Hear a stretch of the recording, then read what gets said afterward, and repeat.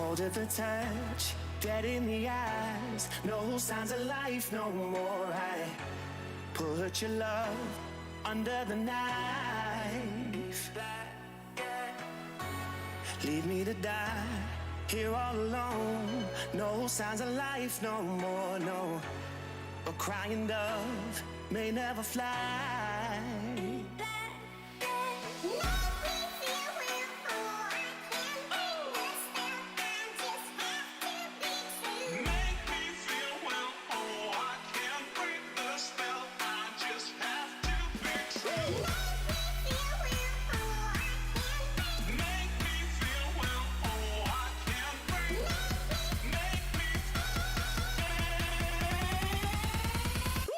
It's black and white.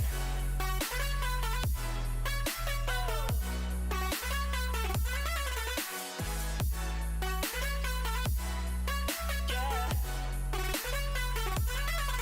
Black and white. Oh, oh. Oh, oh. It's black and white.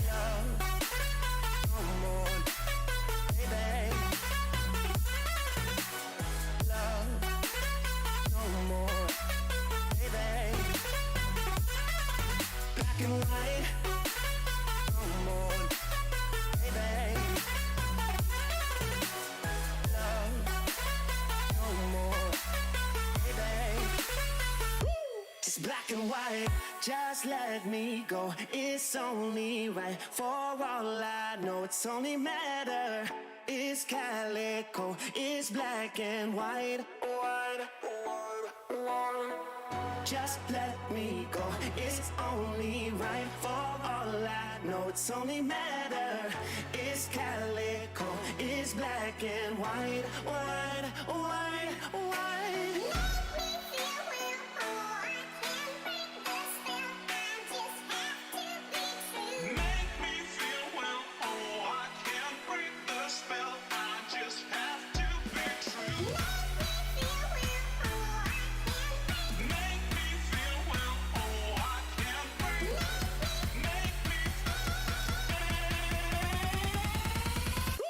It's black and white.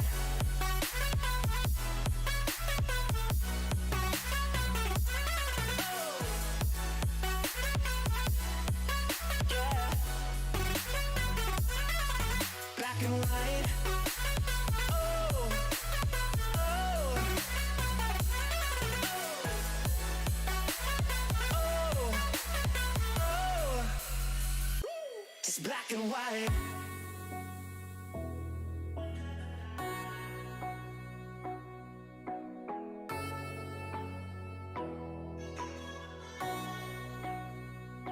It's black and white.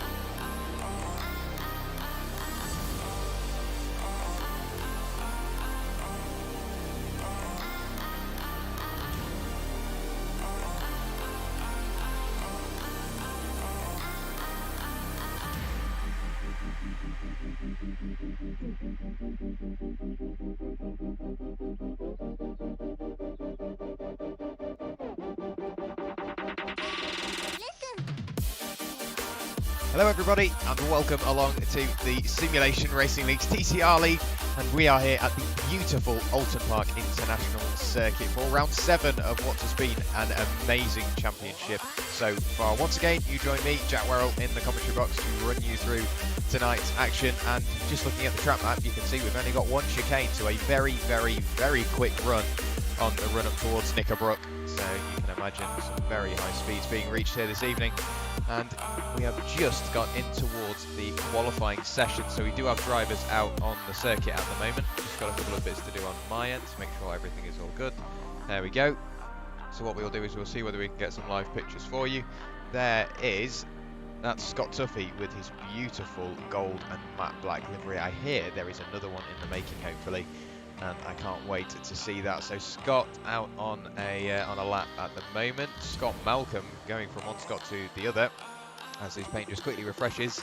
This is Scott Malcolm for Team Mad on what seems to be the fastest lap. I tell a lie, Matt Tempest popping in the purple sectors very, very quickly for Simtech Racing on the run up towards Lodge Corner, and the very quick uphill left-hander of DLE. And he will charge towards the line to complete what I think will be his first time, or the first time lap of anybody. We'll see charging towards the line now. Breaks the timing beam. Is this the first time up on the board? No, I think he is. That was just his out lap. I do believe he is going to be the first driver, however, to complete a full lap of the circuit. Pete Bryan possibly will cross the line first. I'm just looking down to see who's furthest around the circuit. Let me know how volumes are. I know that obviously with these cameras being very far away, sometimes it is quite difficult to hear these cars. They are quite quiet. I'll just see what I can do in regards to that. Can we get a closer camera angle? That will do. I can turn the volume up a little bit more. Let's see what that's like. That should hopefully resolve any issues that we may end up having. But if you are joining us in chat, we've got SRL Hammond in there, we've got Rob Sutherland in here as well. So it looks like, yeah, everybody's just pushing the SRL boys on. Yeah, I heard you couldn't make it tonight, mate. I heard off Dan. It is a shame to not see you out there, but yeah, hopefully you are back next time. It will be, like I say, it'll be nice to see you back out on the circuit. Who will be the first driver to complete a lap? It's still looking like Pete Bryan will be the first driver to break the timing beam, shortly followed by Al Brown. Charging towards the final couple of corners once again. This circuit obviously infamous for its touring car action and British GT action as well. This circuit tends to hold the opening round of the British GT calendar.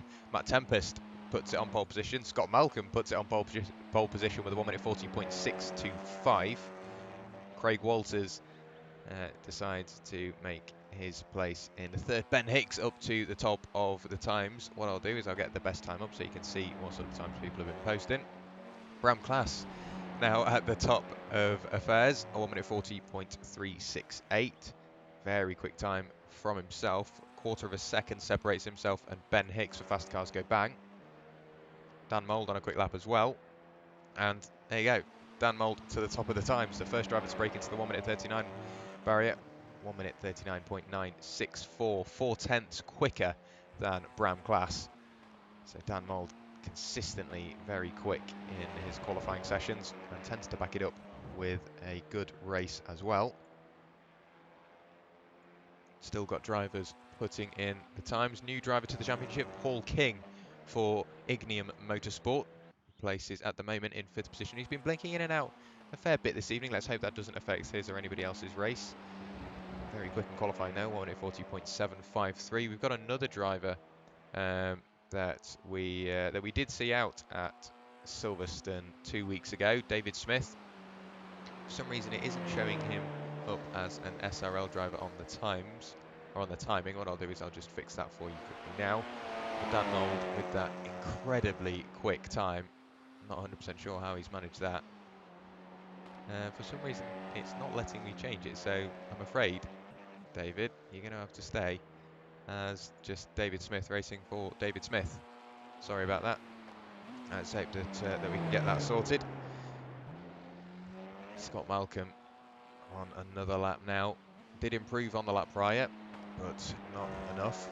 Bram Class has been elbowed down to 4th position. Craig Walters there in 3rd, still running his Halloween livery. Dan Mould on another quick lap. You can see at the bottom there, setting his purple sectors. So the fastest sectors that anybody has done. Crosses the line now. Does he improve upon his time?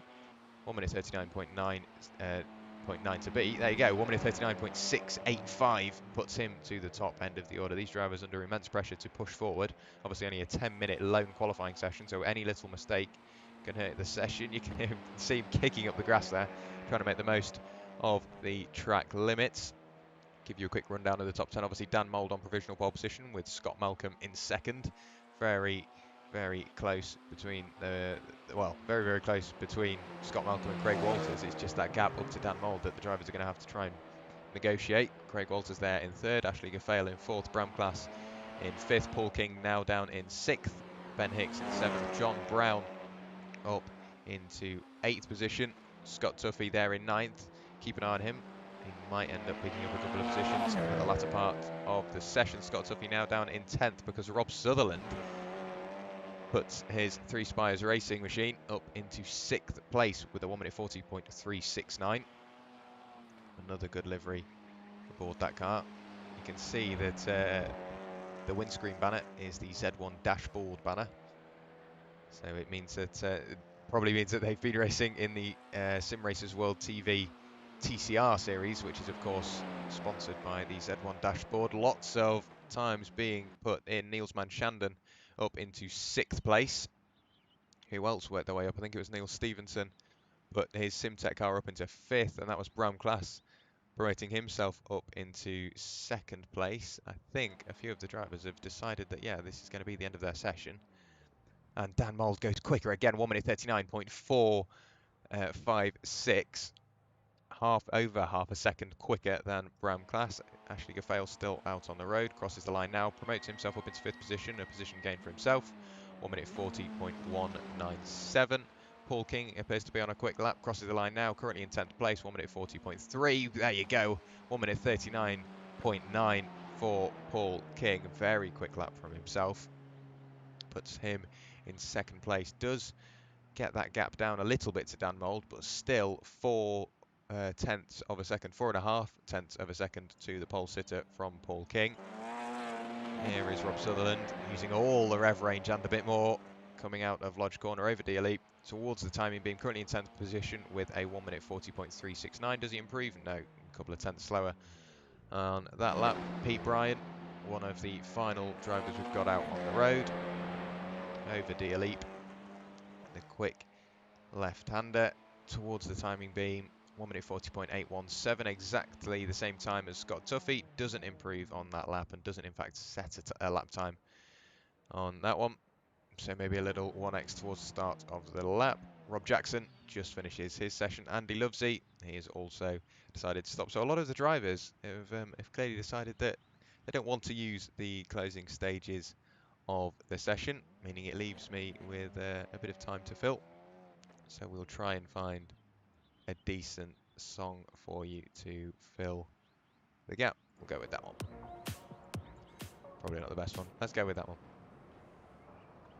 So now we've got this time to fill, of course, we can talk championship standings. So going into this round, of course, the championship standings aren't going to load. And that is something I always do. If you do end up watching this regularly, you'll notice I tend to forget to send the data over.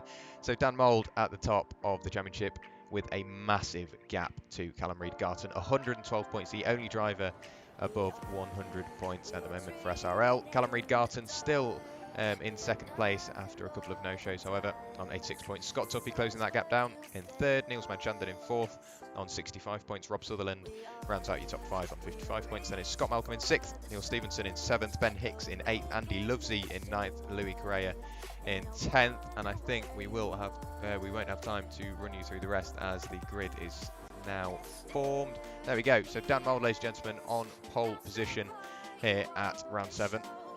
With a 1 minute 39.456. Paul King there in 2nd, Craig Walters and Bram Class and Craig Walters make up row 2. Scott Malcolm and Ashley Gaffale 5th and 6th. Neil Stevenson, Niels Manchanden, Ben Hicks and Rob Sutherland round out your top 10. Scotty Angelo and John Brown round out your top 12. We'll go down another couple of rows. Matt Tempest in 13th, Scott Tuffy in 14th. Keep an eye on him. He'll work his way up through the order. Pete Bryan 15th, Carl Leekman 16th, Derek Crowther 17th, Rob Jackson in 18th, Fraser Garrity in 19th, and Andy Livesey rounds out your top 20. Then it's Radoslav Zarev, Al Brown, David Smith, Dennis Rust, and I think we've only got a couple more drivers to go, if any. Nope, that's it. So that is your grid for round 7 of the SRL TCR series here at Oulton Park. I joined the race as a spectator properly this week. You can see just everybody rounding up the grid. I think we are about to go green. So the lights are on now, building up the revs.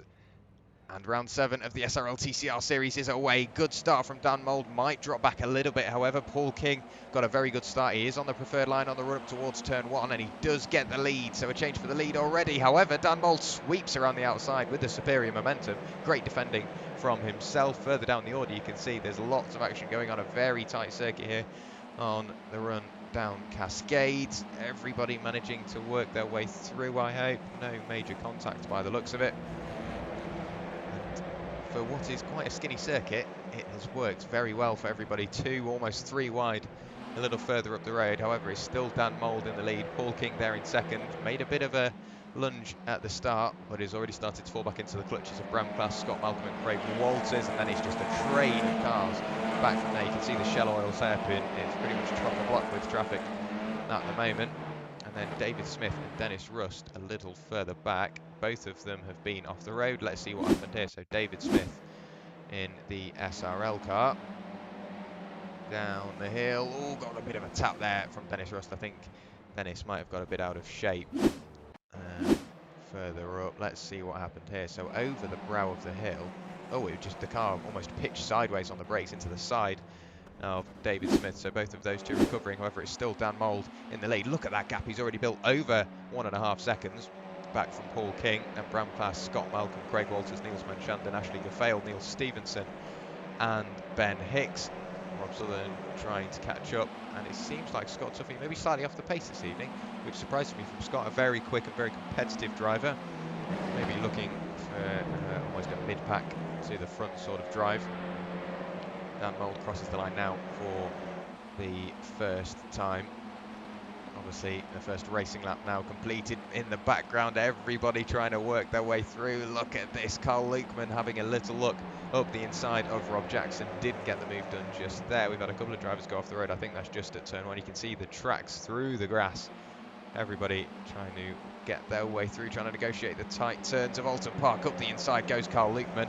However, Rob Jackson might carry the superior momentum on the run towards the left. King, no, that's a good position made for Carl Leekman. Textbook overtake. Dan Mould with now what is very quickly closing on a 2-second lead on the second lap. I expect nothing less from Dan Mould. Of course, very quick driver, consistently putting in some great performances as the season wears on. He was almost happy that when sadly Callum Regarton didn't attend at Brands Hatch, that he didn't have the best round, because he loves a good fight. He was hoping that the championship battle would go on towards the final few rounds. I will have to figure it out. I think Dan Mould will be closing up on the championship overall. But we'll try and do some laps on the fly. Rob Sutherland and Scotty Angelo changing positions through Nicker Brook. Up the hill, you can see there's nothing that Rob Sutherland can do there. And through the double right-hander of Druids, you've got to be fully committed through here. Any sort of hesitation can end up with you in the barrier. I think Matt Neal found that out the hard way a few years ago.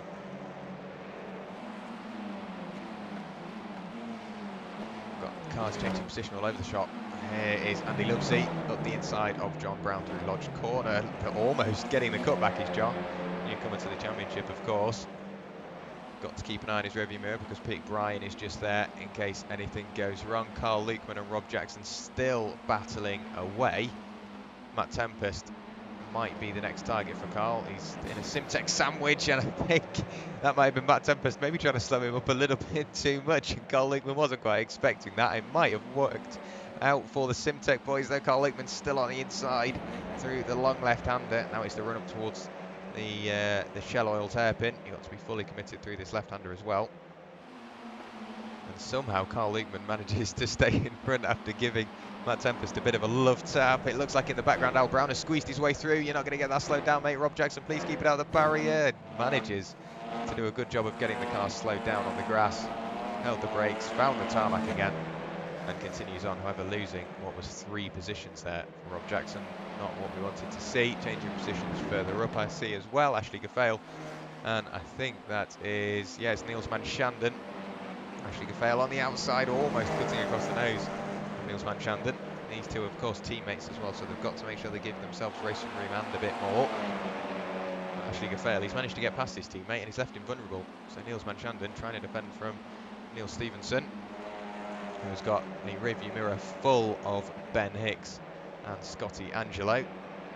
I still can't quite get over the fact that Dan Mould now 2.3 seconds, up almost 2.4 seconds to the good now in the lead. We've had an incident for Derek Crowther. What has happened here? He's been off the road and then followed up with an incident through Druids. I said you've got to be fully committed. Too wide through there, it's never going to work. And Derek Crowther touches the grass, and there you go. Round he goes. Even if he kept his foot planted, I think that would have been a very tricky mistake to gather up. A tricky incident to gather up, so not sure what happened there. Who was the other driver involved, actually? I want to have a look at this. It was a Simtech car, the number 85. So to me, if I can find the incident again, I think that was Rob Jackson squeezing his way up the inside. Up the inside he goes, and yeah, there's not really much room for him there. Once again, committed move from Rob Jackson. He was brave enough to go for the move, but sadly the execution didn't quite work for him, and Derek Crowther still sat in the pit lane with damage on his TCR. David Smith dropping back as well. What has happened here? I think David, obviously with that earlier incident, just struggling to get the bit between his teeth again. However, he is still circulating. Dennis Rust, the last of the unlapped cars, however, with a lot of damage on the front of that Simtech machine. Wonder what has happened there. Closest cars we've got out on circuit at the moment: Rob Sutherland, Ben Hicks, and Andy Lovesey. All together, Andy Lovesey all over the tail end of Ben Hicks, trying to work his way through. Nothing of the such came his way, sadly, that time by. Dan Mould crossing the line once again to complete the 5th lap. We've had an incident for Scott Tuffy. What have you done, Scott?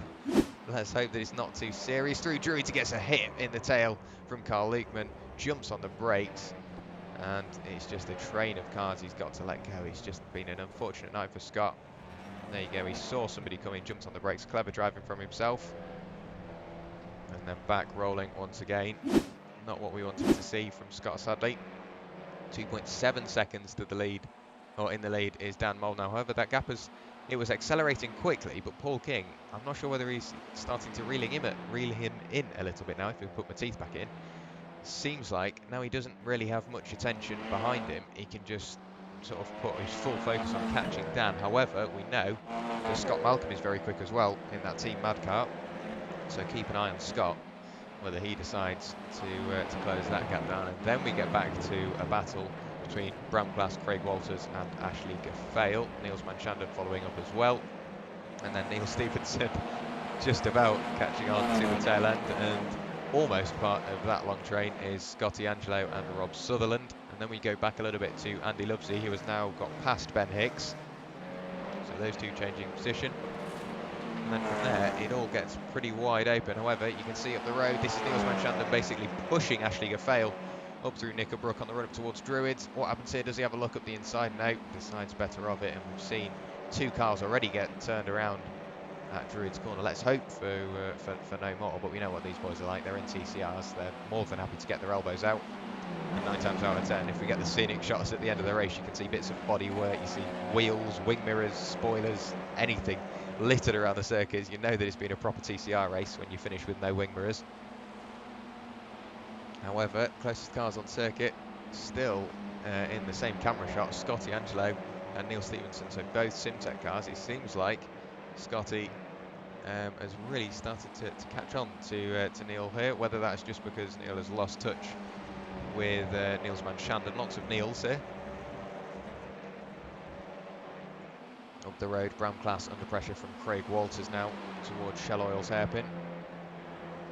Tricky corner to overtake. It's generally just a tricky track to get an overtaking move in, unless you're fully committed and you know you can either get the better run out of the corner, and you can draft up to the tail end of them, or into a very heavy braking zone, whether you've got the performance in between yourself and the brakes to get a car up the inside. You've pretty much got to force the move. That is David Smith, just making sure he pulls over out of the way. First it's Paul King that just goes screaming by, then it's Bram Class who's caught up to the tail end of Scott. There is Craig Walters. Paul King really starting to get left in a world of his own at the moment. Scott Malcolm 2.5 seconds back, and Dan Mould 3.3 seconds up the road. Really great stuff from Dan, and it's nice to see that Paul King, with it being his first round in the championship, he's really starting to push for these really like high point scoring positions. So I know as he's coming in at round 7 on a 10-round season, there's pretty much no chance that he would get close to the lead. He's going to give it a damn good go, and let's hope that he can give Dan Mould a good run for his money into the final 3 rounds. I think we go to Laguna Seca in 2 weeks' time. Let me just have a quick check for you. So the calendar, yeah, we are at round 7 at the moment, the Oulton Park International layout. Then round 8 is Laguna Seca on the 11th of December, 2 weeks' time, and then we have the Christmas and New Year break, and then we're back with you on the 8th of January at Zolder, and then on the 10th, or on the for the 10th round, the 22nd of January, we go to Nürburgring. So lots of good tracks on their way, so do stay in the loop. Craig Walters still pushing Bram Class around this circuit.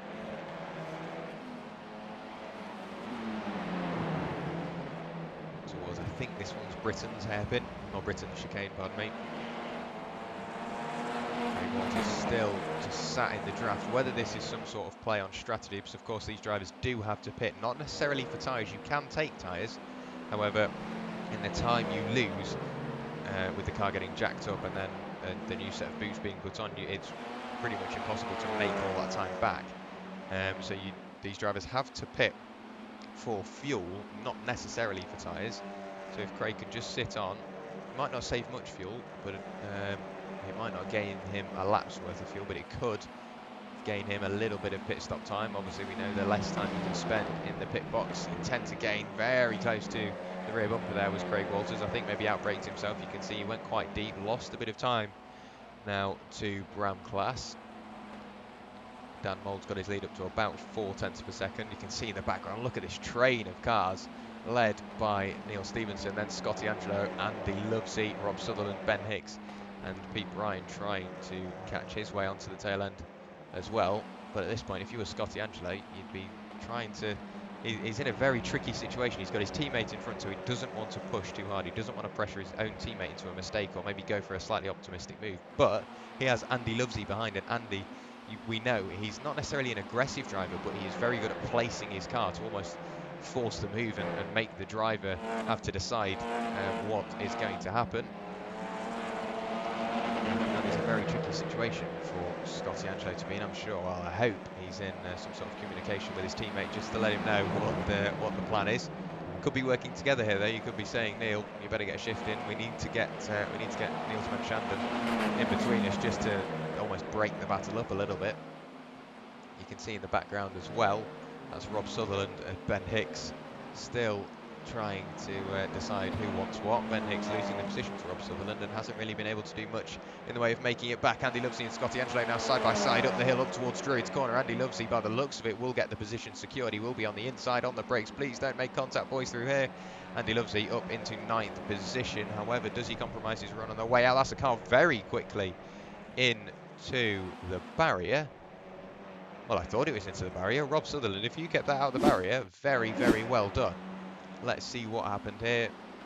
In towards Druids, gets a bit of a wiggle on. I thought that was going straight into the barrier, chucks the car sideways, keeps the lock on, gets the car straightened up, dab of the brakes, and then puts his foot to the floor to get going again. Props to Rob Sutherland. It's great car control, mate. I think that was only 2 positions lost after what I thought was going to be a very hefty hit into the barrier, and continues on without too much of an issue. Next target for him will be Pete Bryan for last minute racing. Up the road there, you've still got this battle which has started to spread out a little bit. Scott Malcolm quickly falling under pressure from Bram Class, who's bringing Craig Walters with him. And you've got Neil Stevenson here, who is about a second back from Niels van Schanden. There is Andy Lovesey now in front of Scotty Angelo. We saw that position change on the lap prior. A little further back down the order though, Radoslav Zaharev has got Al Brown just up the road, and off the road goes Radoslav into the barrier. Side impact. Let's hope that didn't do too much damage, if any. Loses out to Fraser Garrity for CRG Motorsport and Scott Tuffy. What happened there, Radoslav? It was quite an odd incident. It's like maybe he just outbraked himself or turned in on the brakes. Not sure what happened. Did he hit the grass? Possibly. No, it's like he was trying to late apex as much as possible, and then he left it a bit too late, and into the barrier he went. But hopefully he doesn't hurt his race too much. Continuing on now in 19th position, we saw Scott Tuffy and Fraser Garrity go screaming by. We know that Fraser's quick. We know that Scott Tuffy is very competitive indeed. So this could develop into quite a nice battle. We do have now Scott Malcolm under intense pressure from Bram Class. This is for the final spot on the podium as it stands. David Smith has had an incident. We'll have a look back at that in a moment just to see what happens here though. I want to stick with this battle in case something happens up towards the Shell Oils hairpin. It looks like Scott Malcolm got the better run of the two coming out of Cascades in towards the quick left-hander, hard on the brakes for the hairpin. It looks like everything is going to stay pretty much one way. Let's have a quick look back to see what happened to David Smith. Apparently he went off the road, had an incident, and then went off the road once again. Please don't run wide and go into the barrier. That's an odd incident. And that maybe just deciding that his night is over. And yeah, quite an odd one. Decides to get out of the way even more so. And David Smith maybe continuing on. Not sure what happened there, whether that was some sort of hardware issue. I don't know, because it looked like he almost tapped the brakes mid-corner, or did the car just step out? No, he's already on the brakes. I don't know, a weird one there, but let's hope he continues on. Still nice to see him circulating. There we go, David Smith continuing on in the 118. Great stuff. Up the road, Scott Malcolm still trying to fend off Bram Class, and these two battling has now brought Craig Walters into the mix, and even more so, Ashley Gaffale now. So it's 4 for the final spot on the podium. Oh, that was very wide from Craig Walters. Let's hope that hasn't compromised his run too much on the run up towards turn 1. But Scott Malcolm currently in 3rd position. However, how long that will stay like that, I don't know, because look how close Bram Class is now through turn 1, pushing him down the hill pretty much, and it's becoming almost a duel of duos here. Malcolm and Class together, Walters and Gaffale together. Of course, one mistake in the lead battle can massively affect the trailing battle as well, of course.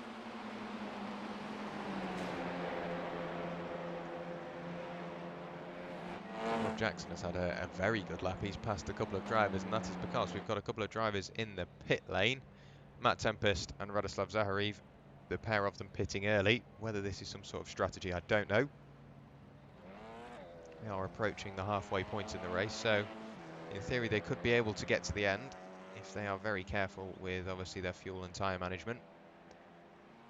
But Rob Jackson, a big gain out of all of that, up into 18th position. Back up to this battle though, still Scott Malcolm being pushed around the circuit by Bram Class. Craig Walters still being pushed around the circuit by Ashley Gaffale. And I think as we are approaching the midway point of this race, what I'll do is I'll just stick you on board. Maybe I won't. I'll leave it for a bit because I don't want to miss an overtake. If it stays as it is, I'll probably stick you on board with Ashley Gaffale because he's got the best seats in the house. He can see the battle for 3rd. And he's still trying to get past Craig Walters. Changed the position in the background. Andy Lovesey and Niels van Schanden, pardon me, pushing each other around. There you go. That is. Oh, sorry. Was it Niels van Schanden? Who was that? That is now. It was Neil Stevenson. Pardon me. So Neil Stevenson and Andy Lovesey getting their elbows out, pushing each other from one side of the track to the other. Pulling into the pit lane is Stevenson. But what I'll do is I'll put you on board with Ashley Gaffale, and I'll let you enjoy the sights and sounds of the Audi RS3 LMS TCR car and this beautiful Oulton Park International Circuit.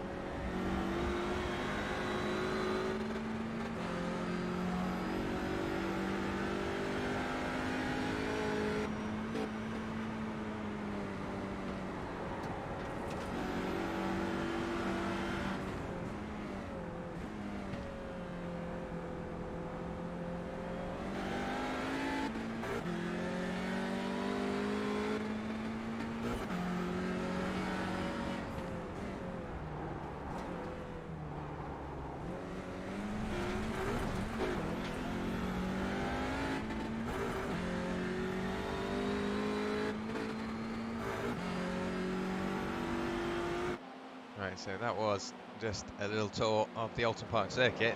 Lots of changes of position I've noticed. Ashley Gaffale went off the road, and I saw Scott Malcolm got quite a bad run through this chicane on the lap prior, and there you go, that's how the position changed.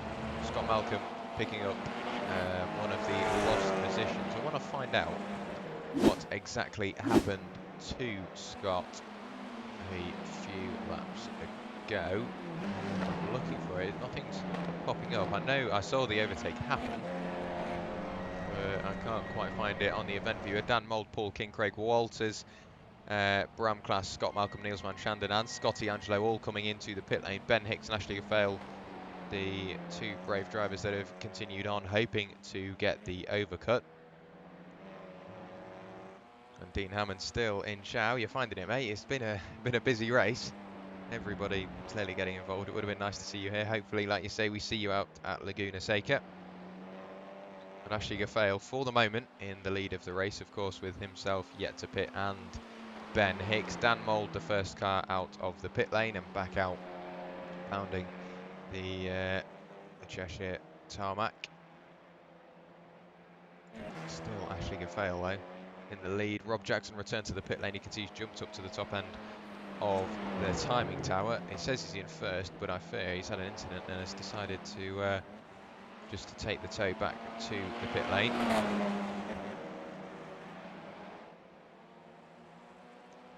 Trying to find the earlier incident that caused Scott Malcolm to lose a load of positions. I think this was the one. No, maybe not.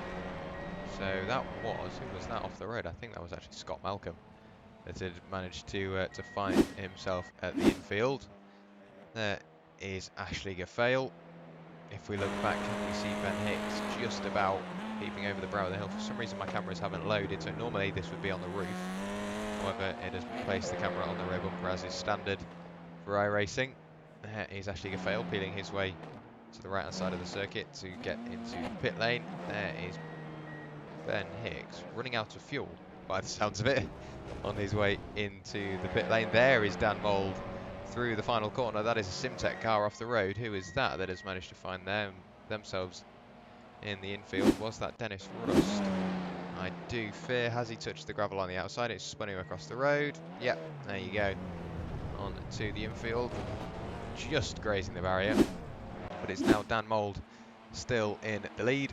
Paul King in second place for Ignium. There is Bram Class in third.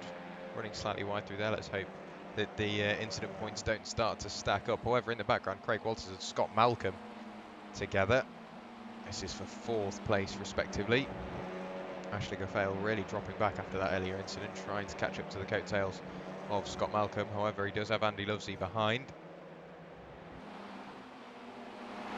So his attentions might be elsewhere at the moment. Back up to this battle, though, in towards the shallow hairpin. You can see Craig going defensive, hugging the inside line, making sure he doesn't give Scott Malcolm an opportunity to get up the inside.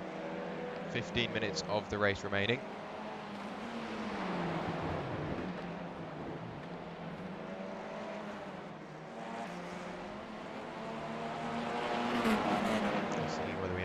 battles out on circuit. We do indeed. What has happened to Fraser? He's managed to find himself quite literally in the infield. Whether he's just carried slightly too much momentum down the hill and he's just gone pretty much back up the hill towards the other part of the circuit, off the road. Oh, bouncing his way through the grass and a bit more. Trying to show the rallycross line through there. Loses out to Radoslav Zaharev. Who else have we had glued together? There is Matt Tempest and John Brown. John Brown, newcomer to the championship, of course. And this is Rob Sutherland with Pete Bryan within a second behind. And then within 7/10 of a second is Neil Stevenson up the road. And then eventually we get back up to the battle at the front. However, the battle we were just looking at, John Brown and Matt Tempest really starting to close up now. Matt Tempest letting his intentions be known.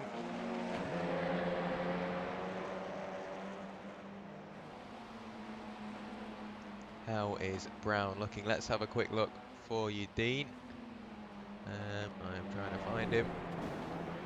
For some reason I can't find him. Assuming you're talking about Al Brown, because we now have multiple Browns in the championship. Of course, John Brown here as well. So Al Brown is currently in 17th position with 5 places gained. Going on to lap 15, there is John Brown in 14th position. Having lost 2 places from where he started. And the 2 Browns appear to be left in a world of their own because there's not really another car within sight. I'm sure we might see another up the road, just about.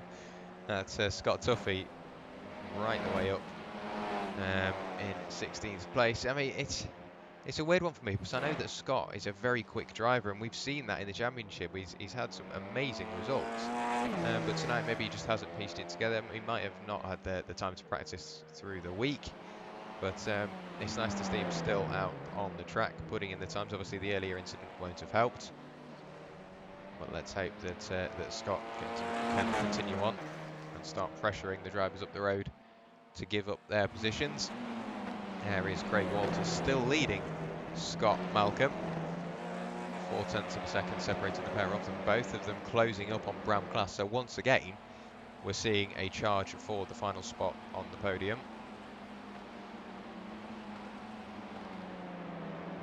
Craig Walters, the deciding driver at this point, and it's the first night I think we haven't seen SRL cars battling each other. Pretty much every battle we look at, there is a Simulation Racing Leagues car. However, it's one of the first nights we don't see SRL car versus SRL car. It's lots of different teams battling away. I think that might be David Smith jumping out the way, making sure it doesn't compromise anybody else's race, which is great to see. Good sportsmanship.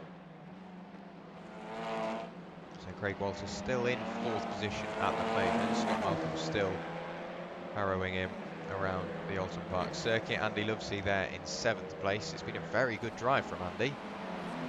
Gained 13 places. The top 6 are still all in the positions they started. Andy Lovesey, the biggest mover in the field, in 7th. Like I said, 13 place gained. 13 places gained, pardon me. Ben Hicks literally pushing Pete Bryan through the chicane. Now on the run towards Knickerbrook, flat out here. Brake just as the tarmac changes, I think.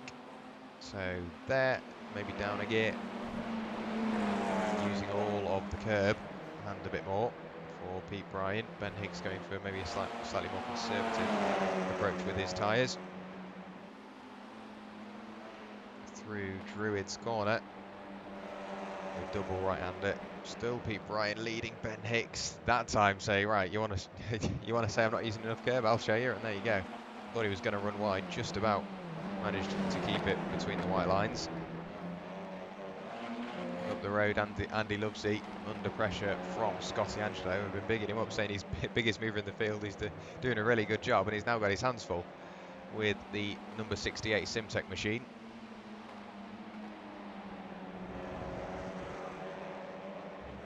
Yeah, I agree with you, Dean. It's out of character for Stuffy, but I'm sure there is some sort of reasoning behind it. Drivers slowly starting to close up once again. Still Ben Hicks and Pete Bryan together. Up the road, still Craig Walters, who is now... What has happened there? It looks like Bram Class has got his way up into 3rd position. Craig Walters had stayed in 4th, and Scott Malcolm has dropped his way down into 5th place. I will look for the overtake. Can't appear to find it, but yeah, that's an interesting one. I didn't see them swap over on the timing screen. Whether it's just me and I'm just getting confused, not 100% sure what's happened there. But Bram Class now in 3rd place. We've got a lot of drivers just going off the road, notably Dennis Rust on lap 15. What happened here? Through the chicane, over-rotates on the way in and manages to get the moment collected up. Hopefully keeps it out the wall, graces the wall a little bit. And whether he's just making sure he can stay out the way until everybody negotiates the chicane themselves. Still with that damage aboard that Audi. But a few little mistakes here and there appear to pretty much shape your race. Very wide there for Bram Class, the tail of the car kicking out. Definitely pushing the limits, trying to catch up to Paul King, who's 3 seconds up the road. And then, believe it or not, 14, yes, 1-4 seconds up the road. Dan Mould, very quick night for himself. And we know that Dan's quick, but this is something else. Number 80, definitely pushing forward now. About 8 minutes of the race remaining on lap 19. Been a very good night for him. He does have the fastest lap. However, the leader, obviously they take the full amount of championship points. So they will take the full 25 points. However, if they have the fastest lap, it will go to the next fastest driver. They're not eligible for the fastest lap points, as well as the winners' points. And at the moment, it looks like that would end up being. However, no, Ashley Gaffale has actually got the fastest lap of the race, I think, with a 1 minute 39.36. So Ashley Gaffale would take the extra points for that. But look at this battle in front of him. Scott Malcolm, Craig Walters, Bram Class, all together. Oh, well, I had to go and taste something, didn't I? And Craig Walters off the road at Lodge Corner and goes from what was 4th position right the way down. Or what I think that was, yeah, it was 4th position. He's only lost 1 place there. Who is that that's managed to work their way in the mix? That's the number 27 missing. Oh, it is Ashley Gaffale. Yeah, Craig Walters now into 6th from 4th after that little mistake. And we know how difficult it is to overtake, so whether that has pretty much decided his race. He's desperate trying to get back by, has a massive look. Just filling the rearview mirror of Ashley Gaffale, trying to pressure him into a mistake. Scott Malcolm there in 4th. Bram Class still in 3rd place. I don't know how he's not getting distracted with all the action going on behind him. Ben Hicks and Pete Bryan together. The pair of them have worked up towards Rob Sutherland and Neil Stevenson.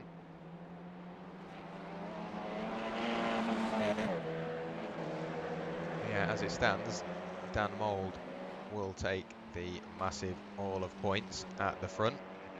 Now 15 seconds to the good. Are we seeing a change of position further back, side by side through there, through Knickerbrook? Not what you want to do, really. But Ashley Gaffale had a look to the inside of Scott Malcolm, then had a quick look to the outside. Looked for the cutback as well, but nothing came of it through Druids Court. And you can see just how much Bram Class has made the most of the pair of them battling. It's just given him heaps of time. Now on the run up towards Lodge Corner. What can Ashley Gaffale do? He is on the inside. Is there an overlap? There might not be now, but there definitely is on the brakes. Up the inside goes Ashley Gaffale. A bit of contact. Scott Malcolm elbowed off in towards the gravel, elbowed towards the wall as well.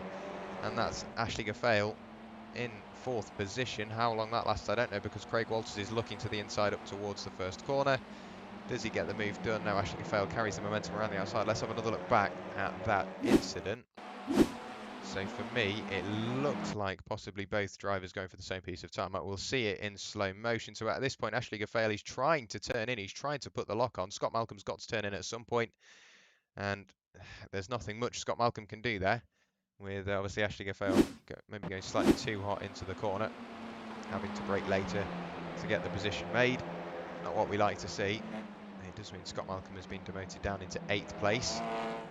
Ashley Gaffale still in 4th place with Craig Walters in 5th. Andy Lovesley now up in 6th place, 14 positions gained. Scotty Angelo still with him, of course, in 7th place. Lots of battles going on. Scotty Angelo with 4 cars within 1.5 seconds. Ashley Gafale, Craig Waters, Andy Lovesey, and then himself. And then it's Ben Hicks with 4 cars within what was almost a second there, because you've got Neil Stevenson, Rob Sutherland, Pete Bryan, and then himself, of course. So lots of battles going on. This is the closest of them towards Druids. Craig Walters still letting him know, or letting Ashley know what he wants to do with this battle. It looks like Craig might have got the better run through there, bouncing over the curbs. What can he do this time in towards Lodge Corner? Nothing much happens. See, Ashley Gafale goes for a different line there, pitches the car in early, maybe slightly defensive. Could be carrying the momentum through, however. Rob Sutherland trying to get past Neil Stevenson and Simtech Racing. But 58 versus number 16 at this point. Through Lodge Corner, I thought that was Neil Stevenson running wide, but it's clearly just himself reminding himself where the track limits are. Towards turn 1. Rob Sutherland trying to get into the top 10 desperately. Nothing quite comes of that. We'll have a look a little further down the order at a few of the drivers we haven't seen much of. David Smith still running in 20th position. Great to see him still circulating the Oulton Park Circuit. Bit of damage on the tail end of that car. Scott Tuffy in supposedly 19th position, but I fear he's out of the race. That's such a shame. Been a rotten night for Scott. There is Fraser Garrity for CIG Motorsport. Radoslav Zaharev in 17th. Al Brown there in 16th. There is Matt Tempest for Simtech Racing in 15th. There's John Brown with a very fetching livery on his Audi. Ben Hicks, Fast Cars Go Bang, in 13th, chasing down Pete Bryan, Rob Sutherland and Neil Stevenson. And we get into no man's land with Niels Manshandon. Scott Malcolm trying to make amends for the earlier incident. There is Scotty Angelo, desperately trying to catch onto the tail end of Andy Lovesey, Craig Walters and Ashley Gafale. And the man that's made the most out of this is Bram Class. He built that lead when he desperately needed it, and it's clearly paying dividend at the moment, because Ashley Gafale is slowly starting to reel that gap in, and with what 2.5 minutes of the race to go, that gap that Ben Hicks, or that Bram Class, pardon me, built a few laps ago could come in.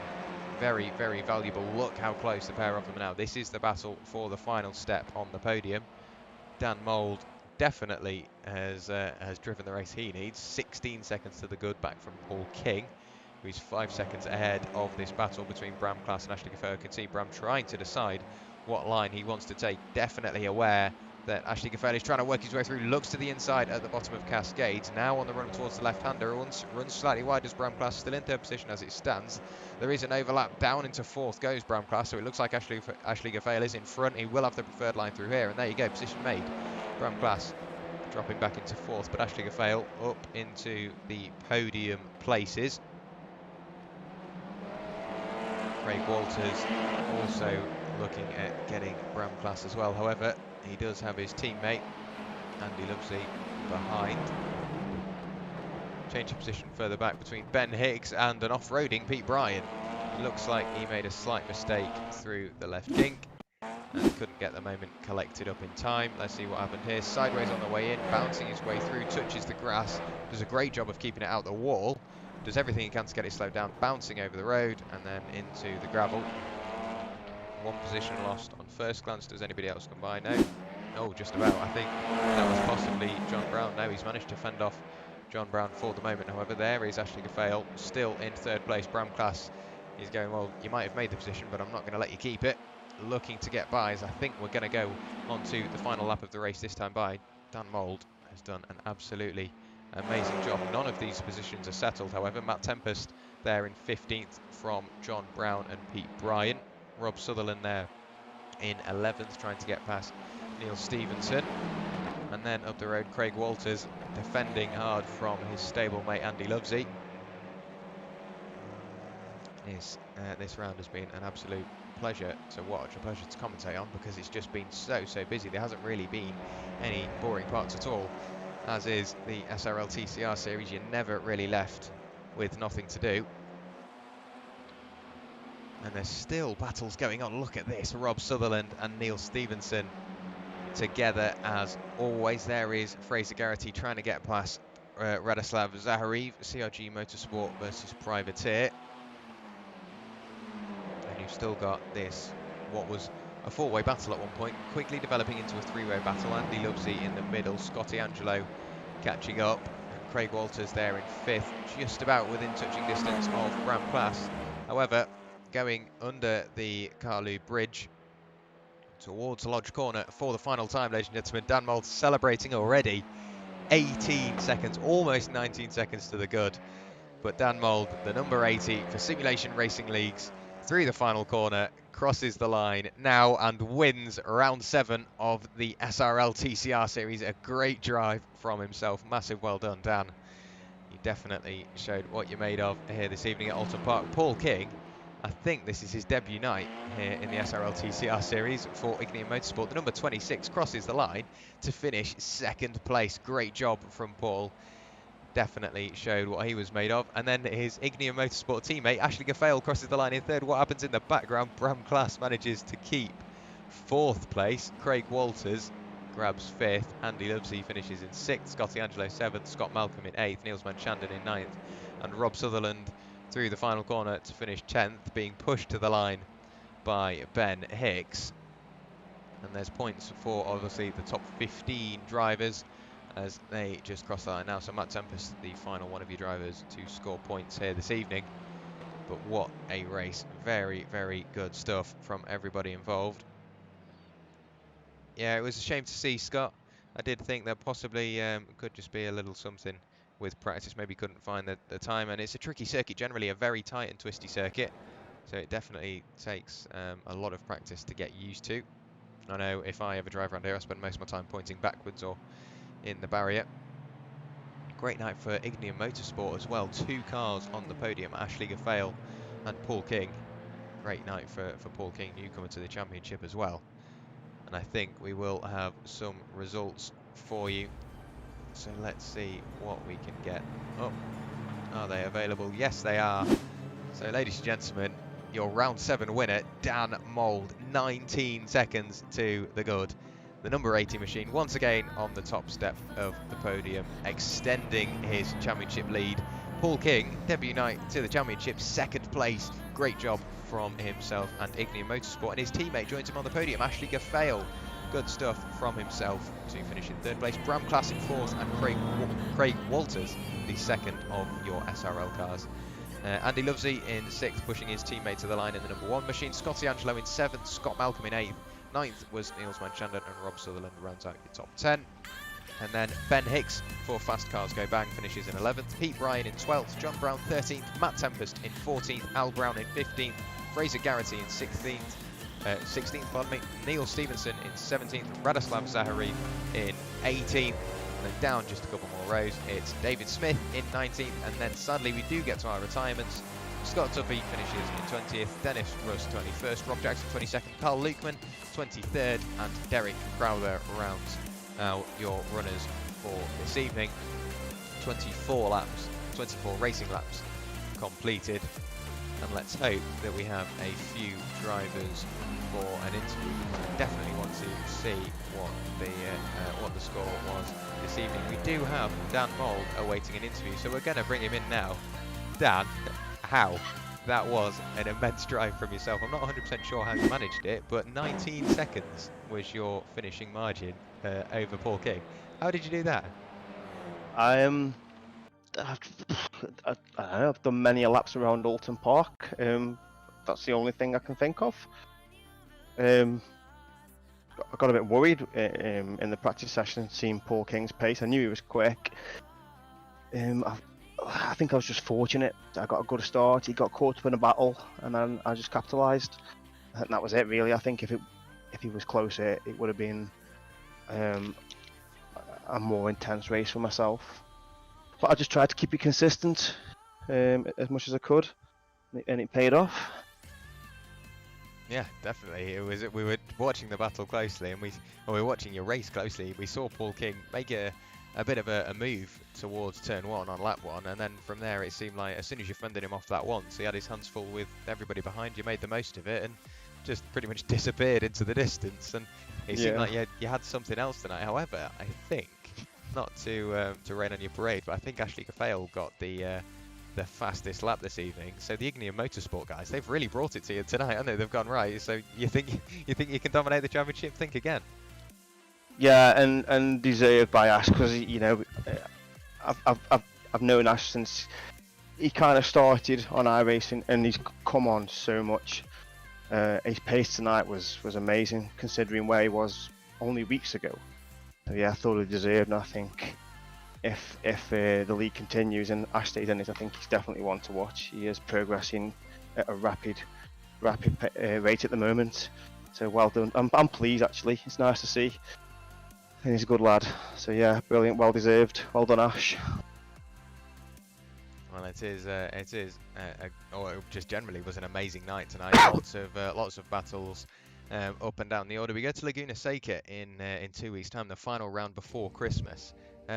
A tricky circuit, I think. I tend to have a few issues around there, with it being quite a tight and twisty circuit at points, and with the very big sausage curbs. What challenges do you think this will bring to the championship? Because it's another circuit that we haven't really seen anything in comparison to. So once again, it's pretty much throwing a spanner in the works for a few of the drivers. Yeah, it's a popular series I think in these cars, especially in the sprint series, with it being free content. So I think everybody should be familiar with that track. Obviously with previous sims as well, it's always been on there. So hopefully we'll see some good battles.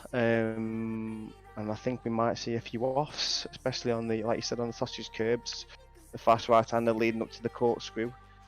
It's going to be an interesting race. Like you said, we've seen guys now who've turned the pace on. Let's hope we'll see them guys fighting up top in the next event. Yeah, we'll look forward to seeing the drivers out at Laguna Seca, and then for yourself, of course, hoping to follow up tonight's performance with a similar one at Laguna Seca. Before we let you go, anybody you'd like to thank or shout out while you're on the stream? All the boys who've taken part. As an event organizer, it's always in the back of your mind, are people going to turn up? They've proved me every race that they're keen. It's nice to see. So yeah, thanks to them. Thanks to yourself. You make it very interesting on the next day to watch, and you do a really good job. Thanks anybody watching. I was streaming tonight. I had one viewer, so thanks to that one viewer, whoever it was. But yeah, brilliant. Yeah, thanks to everybody. It's a good league. It's a lot of effort that I put into it, and it's nice to see people are enjoying it. So yeah, thanks again. No problem at all. Great stuff, and we'll see you in 2 weeks' time at Laguna Seca. Thanks, Jack. Thanks a lot.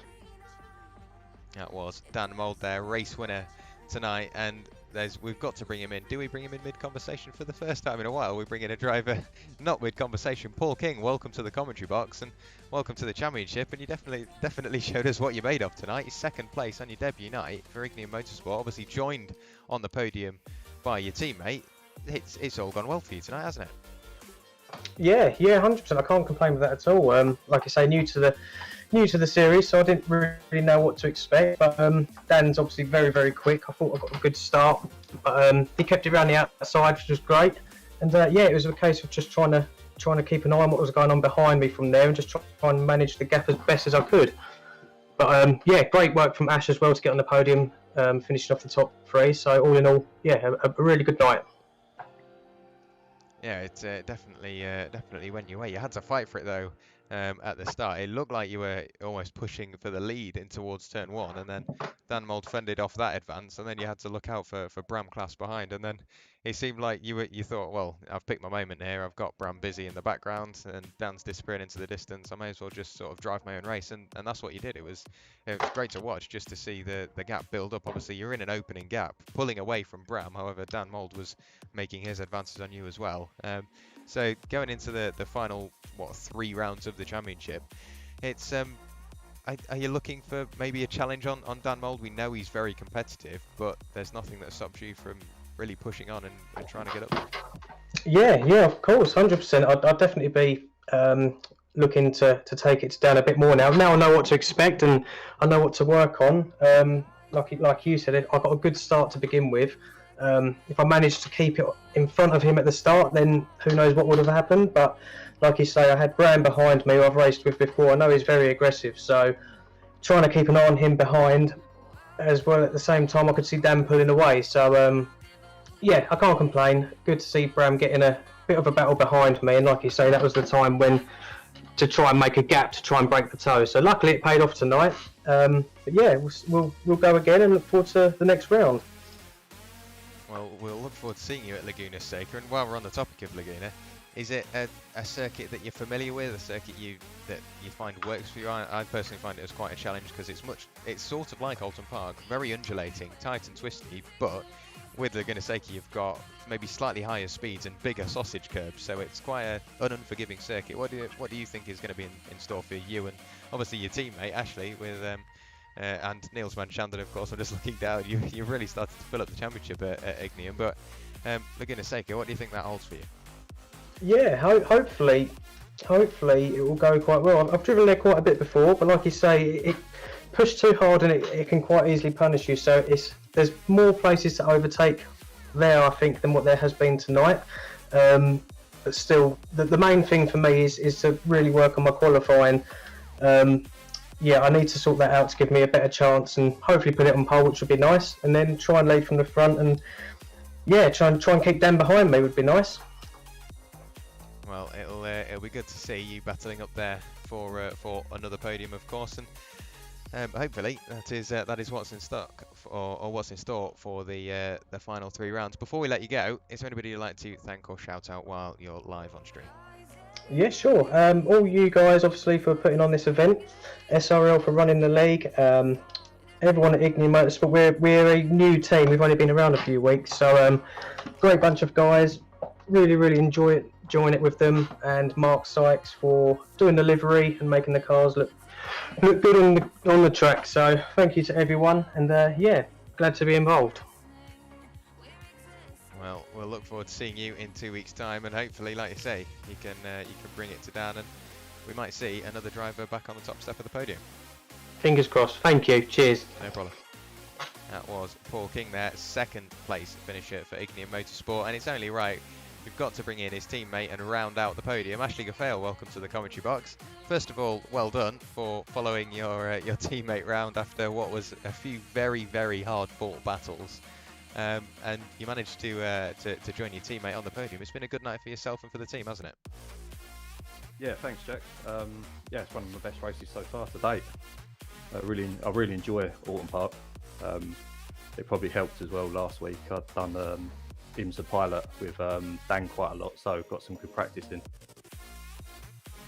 Well, you definitely showed that you had the confidence around here, making some very bold moves and showing your intentions to the other drivers. You definitely knew where to pick your moments, and a lot of that was, I think, just general pace, because you were being pushed around by Andy Lovesey for a long while, and you eventually caught up to what was in theory the lead battle with Bram Class and Craig Walters and Scott Malcolm, and you managed to dispose of them all and get up on the podium. So this is round 7 now, and with 3 rounds to go, do you think something similar is going to be in stock for the final 3 rounds? I'd like to think so, but I'm still fairly new to iRacing, so I don't have knowledge of all the tracks. So it's my first season within iRacing, so I'm still struggling on certain tracks. Just see how it goes. And of course, speaking of the final few rounds of the season, we go to Laguna Seca, then Zolder, then Nürburgring. Any of those circuits stand out for you for a circuit you're really confident on? Some that you maybe love and some that you maybe loathe? Because obviously 3 rounds to go, it can shape your championship. The only track I've done out of them 3 is Laguna Seca. The other 2, I've not even done a practice session around them yet, so I'll need to be putting in some practice time with them. Well, we'll look forward to seeing what comes of it, and obviously, yeah, like you say, Laguna Seca in 2 weeks' time. Get your focus on that, and then you've got the Christmas and New Year break to focus on anything you want, of course. But you've still got Zolder and Nürburgring to go, so plenty of time to get some practice in. Before we let you go, anybody you'd like to thank or shout out while you're live on the stream? Yeah, obviously thanks to Dan and the SRL boys for obviously hosting this league. It's a great little league. they've welcomed me into it, being a newbie. And yeah, just all the guys really, and obviously yourself. Great stuff. Thank you very much for the kind words, and once again, massive well done tonight for rounding out a podium. And we'll see you in 2 weeks' time at Laguna Seca. Thanks. That was Ashley Gafail there, third placed finisher, rounding out the podium and rounding out the night, I fear, as well. It's got to that point. I never really like to say goodbye, however, it is at that time after what has been an amazing night here on here to commentate on the SRL TCR series round 7 at Oulton Park. Lots of good battles took place, and in 2 weeks' time, like you've heard multiple times, we go to Laguna Seca, so another unique circuit that we love to see on the calendar. But for myself, Jack Warrell, and everybody else here at SRL, thank you very much for watching along.